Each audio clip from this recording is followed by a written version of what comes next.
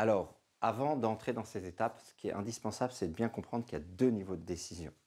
Il y a des décisions stratégiques et il y a des décisions courantes. La décision stratégique demande du temps.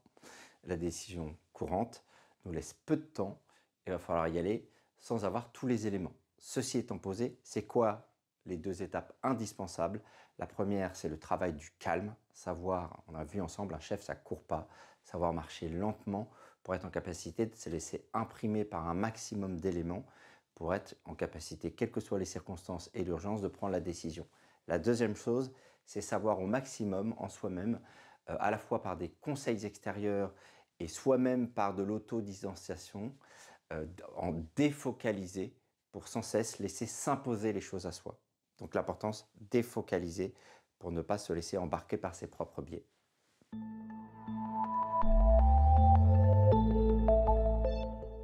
Là aussi, une précision avant d'entrer dans la réponse.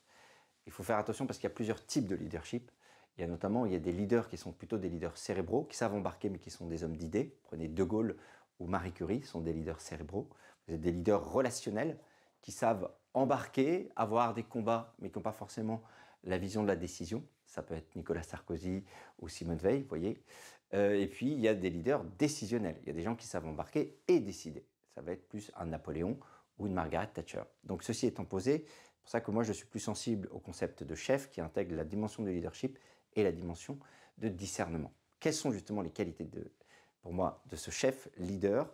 La première, c'est bien sûr le discernement, l'art de donner aux choses la portée qu'elles méritent, car il s'agit bien de trouver la direction pour conduire le dispositif, non pas autour de soi ou en s'auto-dispersant, mais autour d'un truc qui s'appelle la mission, qui est l'actualisation de l'avancée collective, l'actualisation du débouché collectif. Donc premier sujet, le discernement. Le deuxième sujet, qui est lié à ce discernement, c'est cet équilibre entre savoir trouver la direction finale, si je prends un exemple en montagne, c'est le sommet, et l'aptitude à donner des étapes au fil du terrain, parce que c'est le terrain qui commande. Donc la deuxième qualité, c'est cette articulation sommet-col. La troisième chose, c'est que comme les déconvenus vont pas cesser de pleuvoir dans l'avancée collective, ce qui va faire la différence pour ce leader, c'est ce que j'appelle l'intelligence du rebond ou l'esprit de victoire. C'est que quelles que soient les circonstances, être toujours capable de transformer les choses favorablement et de repartir avec un nouvel élan.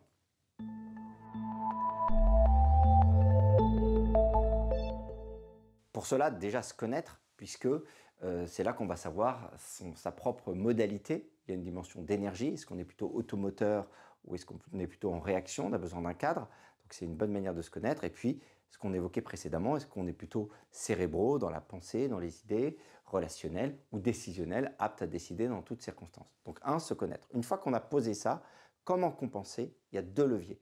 Premier, c'est savoir s'entourer. Celui qui est durable, un leader durable, c'est quelqu'un qui sait comment se laisser compléter. Non pas choisir de manière un peu consanguine des gens qui sont comme lui, mais choisir des gens qui le complètent en forme de tempérament, qui sont capables de le confronter et qui sont capables de lui apporter l'axe de vision qu'il n'a pas. La deuxième chose, c'est bien sûr de se former. Et pour se former, il y a deux sous-catégories dont on parle peu, j'insisterai là-dessus. C'est le silence et la solitude.